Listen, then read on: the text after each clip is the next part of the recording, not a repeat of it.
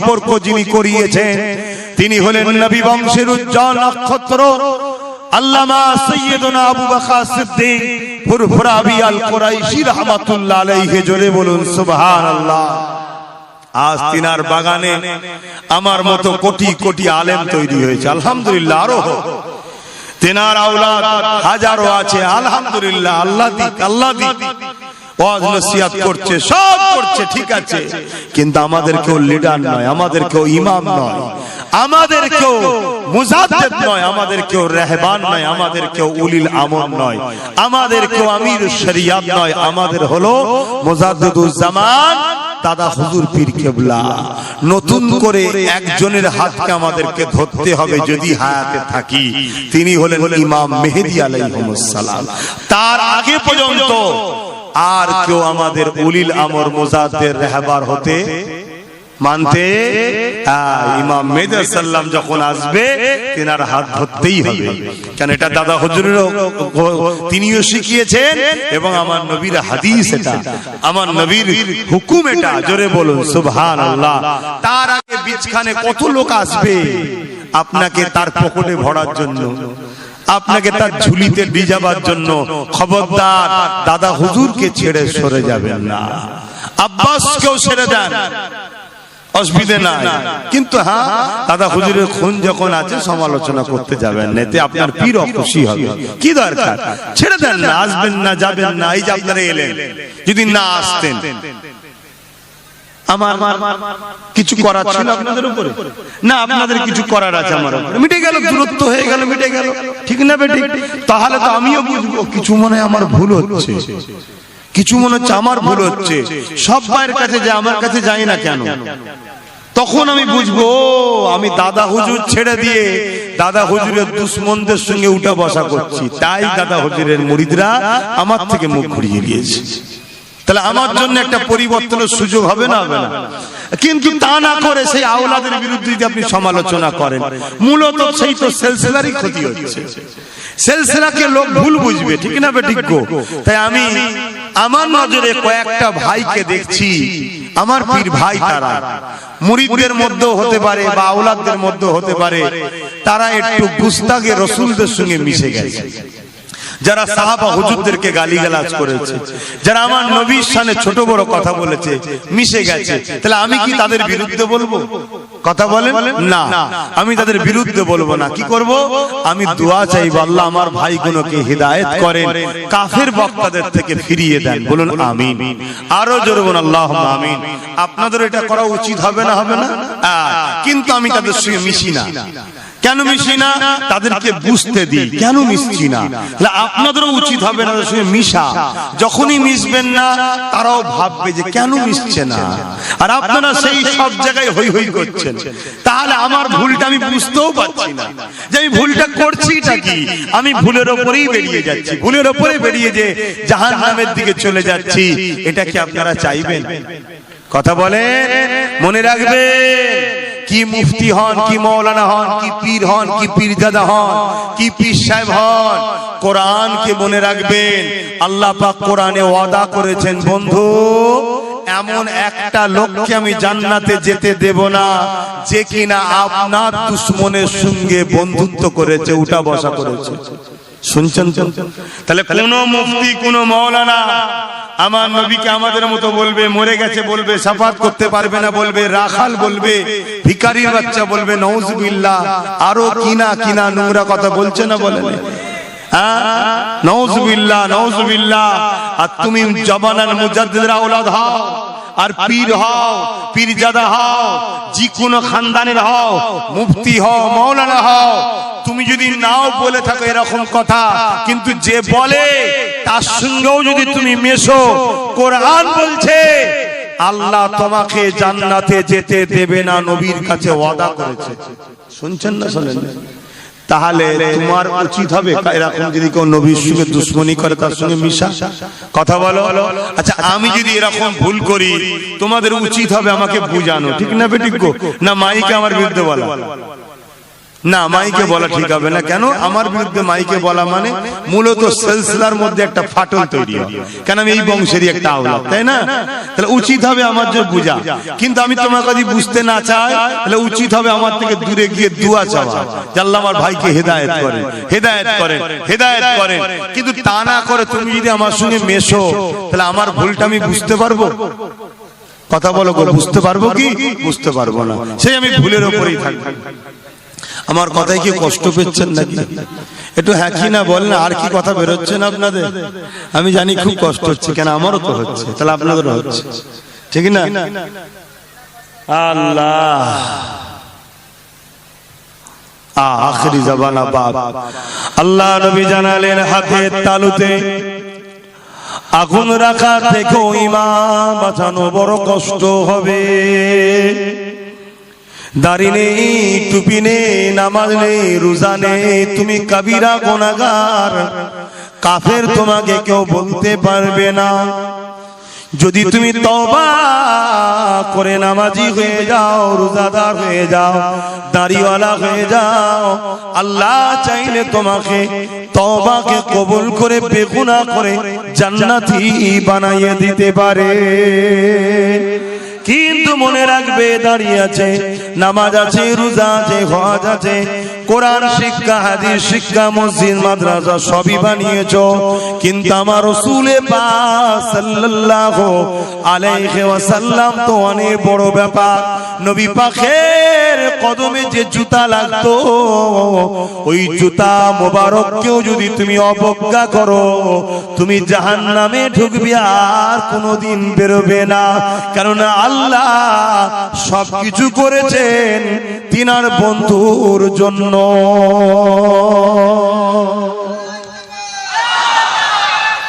আল্লাহ পারছি না, কথা বেরোচ্ছে না। আল্লাহ আজকে যদি এই হয়, তাহলে ময়দানে মাহশরে কি হবে? এগুলো তো ভাবতে হবে।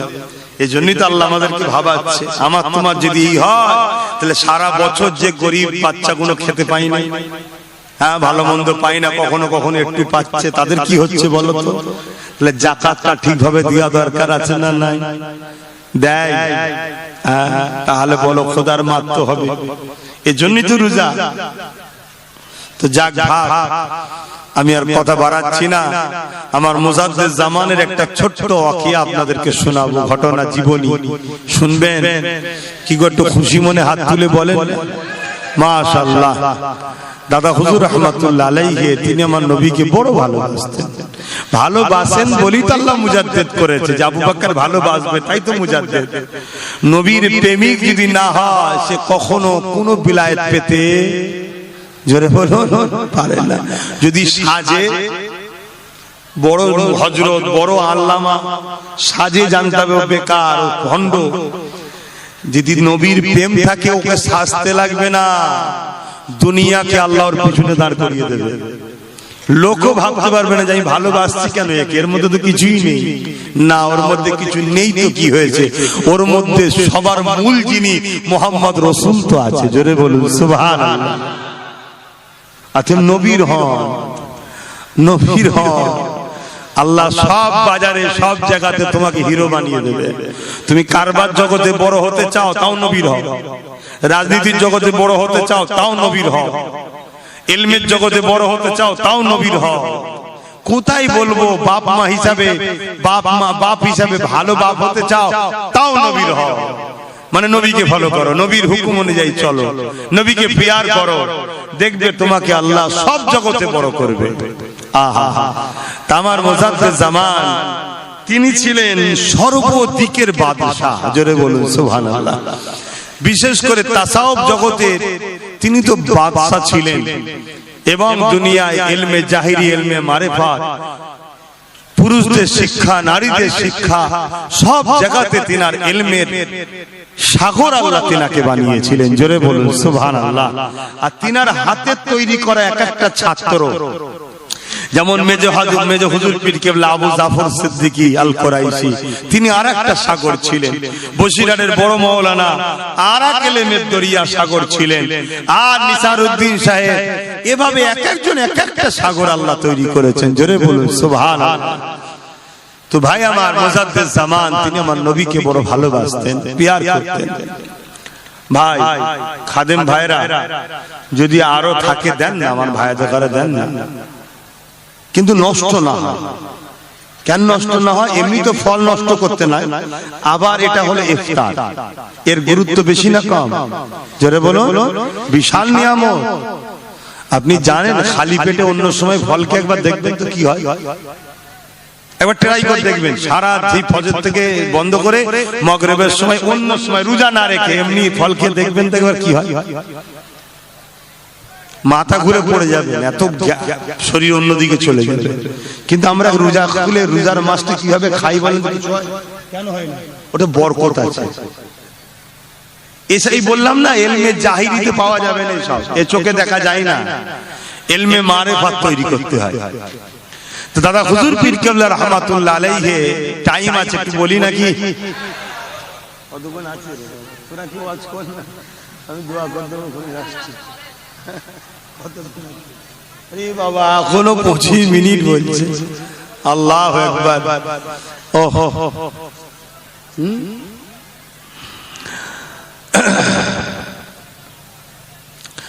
দাদা হুজুর রাহমাতুল্লাহ আলাইহি আমার নবী দিদারের জন্য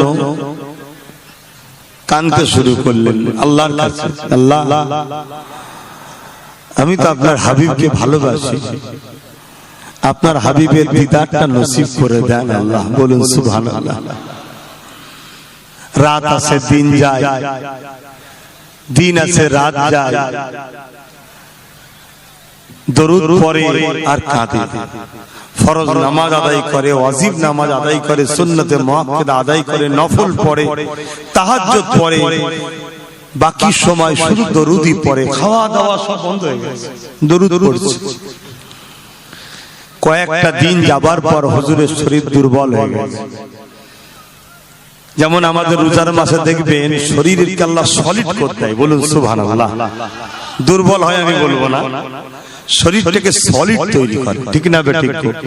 যা ভেতরে সমস্যা থাকে, পয়জন টয়জন, যা ভাইরাস টাইরাস থাকে, রোজা হলে অ্যান্টি ভাইরাস, সব আল্লাহ ঠিক করে দেয়। জোরে বলুন সুবহানাল্লাহ। আবার 1 বছরের জন্য একটা সুস্থ শরীর গিফট করে।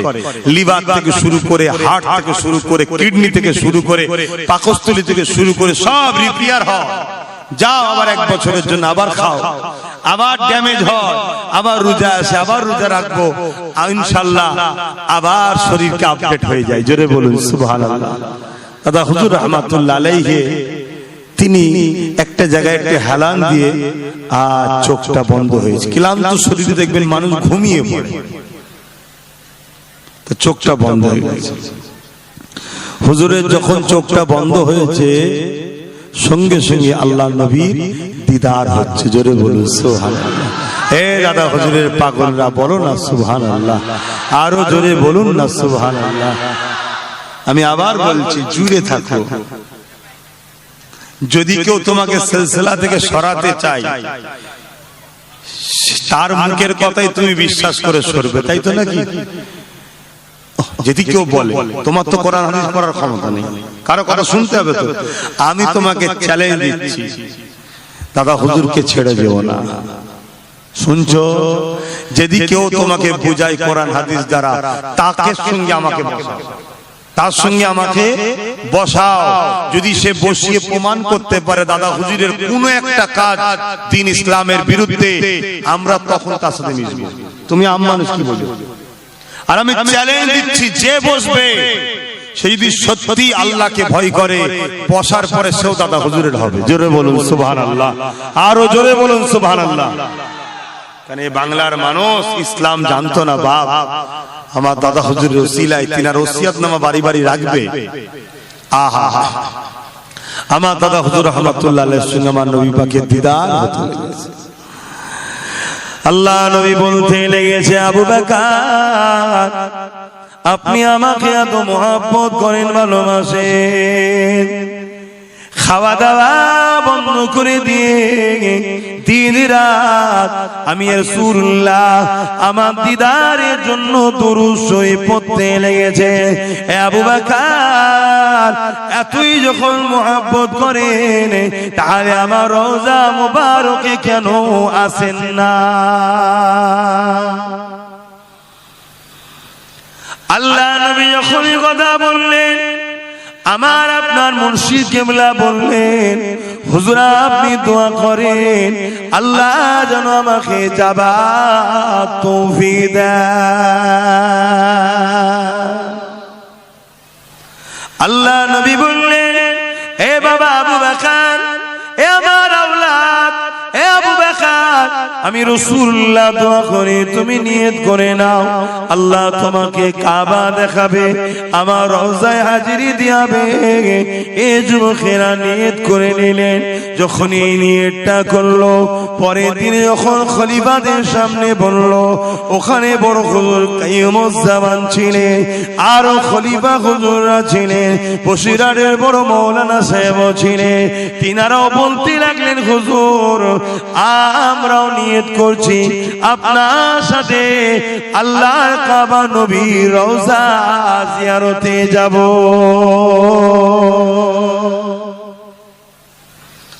কথা মতো সময় এসে গেল, রওনা দিলেন। মূল জিনিসটা আমি বুঝাচ্ছি। রওনা দিলেন, যাবার পরে আল্লাহ নবী বলেছিলেন কাবা দেখাবে, প্রথম উনি কাবায় গেলেন, জিয়ারত করলেন, হজ করলেন, হজের আরকান হুকুমগুলো সব পালন করলেন। করার পরে এবারে লব্বাইকা ইয়া রাসূলুল্লাহ, লব্বাইকা ইয়া রাসূলুল্লাহ, তার মানে হাজির আছি হুজুর, আপনার গোলাম আমি, এটাই প্রমাণ। লব্বাইকা ইয়া রাসূলুল্লাহ, হাজির আছি ইয়া রাসূল আমি, এটাই সাক্ষ্য দিয়া আল্লাহ নবী রওজা মুবারকে পৌঁছাতে লেগেছে। এদিকে মুজাদ্দিদুজ্জামান যখন মক্কা শরীফের জমিনে রয়েছেন, ওই সময় খাদেম সাহেবকে আল্লাহ নবী খবর দেখাতে লেগেছে, এ খাদেম, বাংলার জমিন থেকে আমার আবু বকর আসছে, যাকে আমার রওজা মুবারকে আমার হুজরার মধ্যে এক রাত্রি থাকার ইজাজত দেয়া হলো। ভাবতে পারছেন রওজার ভেতরে সৌদির বাদশার পর্যন্ত থাকার পারমিশন নেই। আমার আপনার মুর্শিদকে আল্লাহ কি নিয়ামত করেছে, নবী কত ভালোবাসতেন, তেনাকে থাকার সুযোগ করে দিলেন, যে আমি ইজাজত দিলাম। আল্লাহ নবী দরবারে পৌঁছে গেল। ওই সময় যখন একে একে বাবু সালাম দিয়ে মানুষ ঢুকতে লেগেছে, যে দরজা দিয়ে যাবার পর আল্লাহ নবীকে সালাম দেওয়া হয়, ওই দরজার নাম হলো বাবু সালাম। ওই দরজা দিয়ে যখন ঢুকতে লেগেছে, ওখানে খাদেম দাঁড়িয়ে আছে, কেননা আমার নবী পাক আবু বকর সিদ্দিকের চেহারা মোবারককে দেখিয়ে দিয়েছে। এই খাদেম সাহেব যখনই আমার আবু বকর সিদ্দিক যখন ঢুকতে লেগেছে, অমনি হাতখানা ধরে সালাম দিতে লেগেছে আর মোবারকবাদ দিতে লেগেছে, ধন্য আপনি, আমি খাদেম হতে পারি, রওজার ভেতরে রাতে থাকার পারমিশন আমারও নাই, কিন্তু আল্লাহ নবী আপনাকে থাকার পারমিশন দিয়েছে।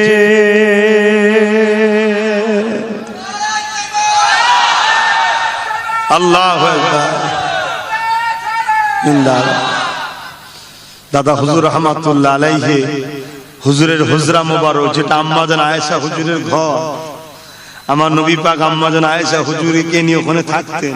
আহা, যেটা সোনালী জালিতে ঘেরা,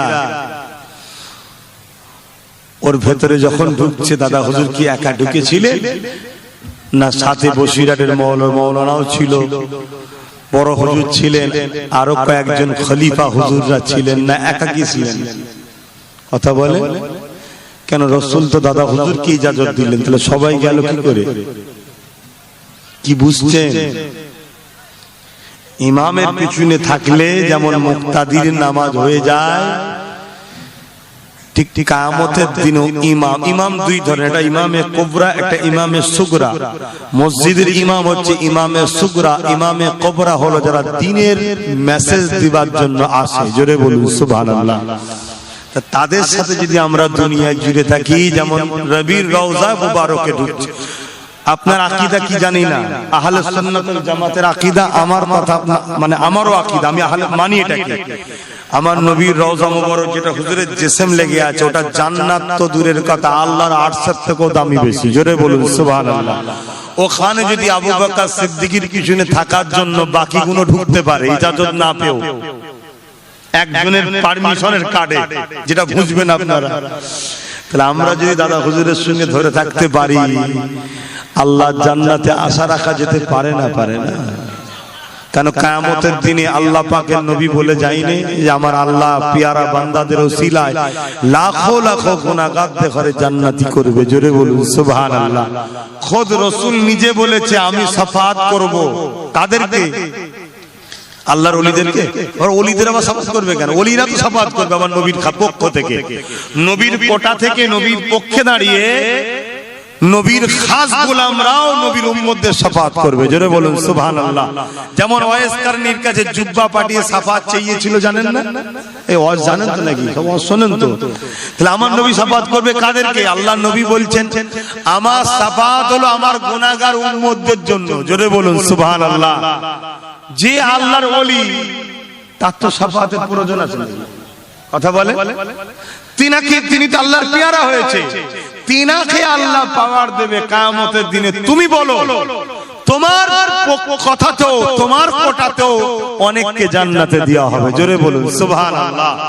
কিন্তু আমার নবী পাকের শাফাআত গুনাহগার উম্মতদের জন্য থাকবে। তাই আমি বলবো দুটো জিনিস, একটাই কথা বলবো, ঈমান বাঁচান। কি বলবো? ঈমান বাঁচান। খবরদার জবান দিয়ে এমন কোন ভাষা যেন বেরিয়ে না যায় যে ভাষাটা আমার নবীর শানে ইউজ করা ঠিক নয়। আমরা একে অপরকে যেভাবে ডাকি, একে অপরের সঙ্গে যেভাবে কথা বলি, আমার নবীর সঙ্গে বলা যাবে? খবরদার এগুলো মাথায় রাখবেন। আহা, তিনি অনেক শানওয়ালা, তিনি অনেক শানওয়ালা। জানি না আমার অইচ্ছাকৃত কোন কথা আমার নবীর বিরুদ্ধে হয়ে গেছে, আল্লাহ যেন আমার জবান বন্ধ করে দেয়। ওই কথা বেরোবার আগে, যে কথা আমার নবীর শানে বলাটা বিয়াদবি, ওই কথা মধ্যে বেরোবার আগে আল্লাহ যেন আমার জবানকে বন্ধ করে দেয়। বলুন আমিন। জোরে বলুন আমিন। আমি বুবা হওয়া পছন্দ করি, আমার নবীর শানে কোনো জাররা পরিমাণ গুস্তাখি কথা না বেরিয়ে পড়ে। কেন নবীর শানে বিয়াদবি কথা বেরিয়ে পড়লে আর না যাবে, সব শেষ হয়ে যাবে, ধ্বংস হয়ে যাবে। আল্লাহ আমাদেরকে বুঝার তৌফিক দেন। আমার দাদা হুজুর নবীর পাগল ছিল, নবীর দিওয়ানা ছিলেন। নবী নবী নবী নবী, এই যে পাশে ধনপুতা, এখানে বসে বসে আল্লাহ আল্লাহ করে জিকির করতেন, দরুদ করতেন, মাঝে মাঝে রসুল রসুল করে চিল্লাতেন।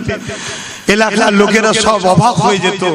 কথা বুঝে আসছে? এত ভালোবাসতেন। এখন ইয়া রাসূলুল্লাহ বললে অনেকে আবার বলে সেরে হয়, ইয়া রাসূলুল্লাহ বললে সেরে হয়। এ কথা বলছে না তো? কিভাবে গুমরাহ করছে দেখছেন, নবীর থেকে সরাচ্ছে। আমি বলবো লাব্বাইক, আপনারা বলবেন ইয়া রাসূলুল্লাহ।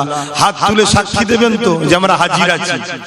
লাব্বাইক লাব্বাইক লাব্বাইক লাব্বাইক লাব্বাইক লাব্বাইক لبيك يا رسول الله، لبيك يا حبيب الله، لبيك يا رسول الله، لبيك يا حبيب الله، لبيك يا رسول الله، لبيك يا حبيب الله। يا رسول الله আমরা আপনার উম্মত, আমাদেরকে বাঁচান।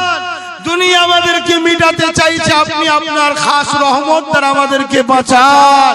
আল্লাহর কাছে আমাদের জন্য ফরিয়াদ করে, ইয়া রাসূলুল্লাহ আপনি আমাদের জন্য দোয়া করেন, আমাদের জন্য ফরিয়াদ করেন, আমাদেরকে বাঁচান হুজুর, আমরা আপনার গুনাহগার উম্মত, আপনার পাগল, আপনার দিবানা আমাদেরকে বানিয়ে নেন, বলুন আমিন।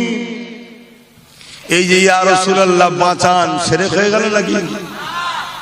এই কথাকে অস্বীকারকারী হলো বেঈমান মুনাফিক। কোন মা যদি এমন দুধ খাওয়া বাচ্চা পয়দা করে থাকে, আমার সাথে বসো, সাহাবাদের থেকে বেশি ইলম শিখে গেছো। সাহাবারা দুধ থেকে আমার নবীকে ডাকতেন। দুটো জিনিস হয়, একটা হলো আল্লাহ জেনে সাহায্য চাওয়া, আর একটা ব্যক্তি জেনে সাহায্য চাওয়া। আমরা চাই না মানুষের কাছে সাহায্য, ভাই সাহায্য করেন, আমি বিপদে পড়ে গেছি ভাই কিছু দেন, ভাই আমাকে একটু বাঁচান ভাই, বলেন না বলেন? এই শিরকটা কেন শিরক হলো না? ও আম মানুষকে বললে শিরক হয় না, আর নবীকে বললে শিরক হয়। হ্যাঁ, নবীকে যদি কেউ আল্লাহ জেনে বলে যে নবী তো আল্লাহ তাই বাঁচান বলেছি, তাহলে মুশরিক হয়ে যাবে। শুনছেন না শোনেন না? হায় হায় হায় হায়, আমার নবীর মাকাম ভুলে গেলাম, আমরা নবীর মাকাম ভুলে গেলাম।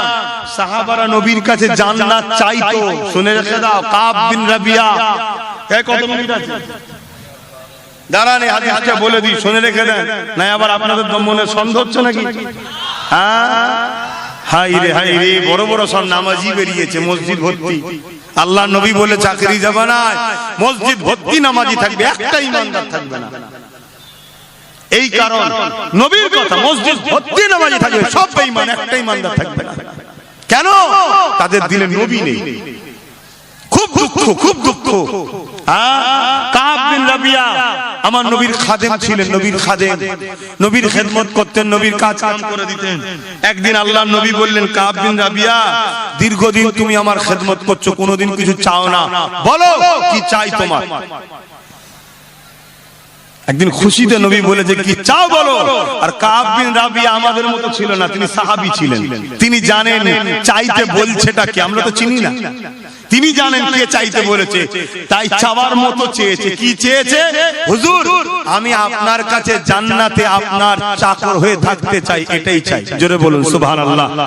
কি চাইছে? জান্নাতে আপনার খাদেম হয়ে থাকতে চাই। জোরে বলুন সুবহানাল্লাহ। আল্লাহর নবী কি বললেন? কাব বিন রাবিয়া কবে তুই মরবি, কবে তোর ইন্তেকাল হবে, কবে কিয়ামত হবে, কোথায় থাকবি আমি কিছু জানি না, এইসব কথা তুই বলছিস কেন? এটা বলেছিল নাকি? আল্লাহর নবী কি বলেছিলেন? যা, আমি তোকে দিয়ে দিলাম জান্নাতে আমার নকরানি করার। জোরে বলুন সুবহানাল্লাহ। শোনো বন্ধুরা আমার, ভাইয়েরা আমার, নবীকে চেনো, নবীকে চেনো, নবীকে চেনো, নবীকে চেনো, নবীকে চেনো। যে নবী নয়, সেটা আকাশে উড়ে উড়ে যায়, তারপরও জেনে রেখে দিও সে একটা ভণ্ড জাদুকর ছাড়া অন্য কিছু নয়। যে নবী নয়, সে যদি তাহাজ্জুদ কোনদিন কাজা নাও করে, জেনে রেখে দিও সে জাহান্নামে ঢুকবে আর বেরোবে না। এমনকি কাবার হাতেমের মধ্যে, কাবার হাতেম বোঝো, ওটা কাবেরই অংশ, এটা ঘিরা থাকে, দেখুন ফটোতে দেখেছো তো নাকি? ওটা কাবা শরীফেরই অংশ। ওর মধ্যে কেউ নামাজ পড়া মানে কাবার ভেতরে নামাজ পড়ছে। ওইখানে কেউ যদি রোজা রেখে সেজদায় পড়ে সুবহান রাব্বিল আলা তাসবিহ পড়তে পড়তেও যদি মারা যায়, যদি ওর দিলে নবী না থাকে, ও বেটা জাহান্নামে ঢুকবে আর বেরোবে না। এটা আল্লাহর ফয়সালা, আমার বাপের নয়, আমার দাদুর নয়, এটা আল্লাহর ফয়সালা। এজন্য বলি, শুধু নবীর দুশমনি করলে জাহান্নামে যাবে তা নয়, নবীর দুশমনের সঙ্গে যদি সম্পর্ক তৈরি করো, তাকেও জাহান্নামে ঢুকতে হবে, বেরোতে পারবে না। একটু বুঝে বুঝে কাজ করো। আব্বাস সিদ্দিকীকে যদি মহব্বত করো, করার আগে দেখে লিও আব্বাস সিদ্দিকী নবীর পক্ষে হাঁটি না। বাকি জিনিস অত তোমার খুঁটে খুঁটে দেখতে হবে না, আখেরি জবানা। কথা বুঝে আসছে না? নাই, ভুল থাকতে পারে, আমার অস্বীকার করছি না। নবীর হাঁটিন আগে প্রথম দেখো। নবীর যদি হয়, তাহলে আব্বাস সিদ্দিকী জিন্দাবাদ বলে লাভ আছে, নাই ছিঁড়ে ফেলে দিকে যা, কিচ্ছু দাম নেই।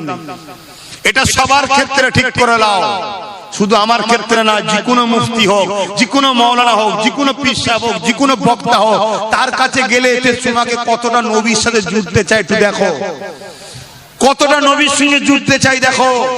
আমি কথা বলতে পারছি না, কিন্তু নবীর বেলা যে এলো দেখুন জোশে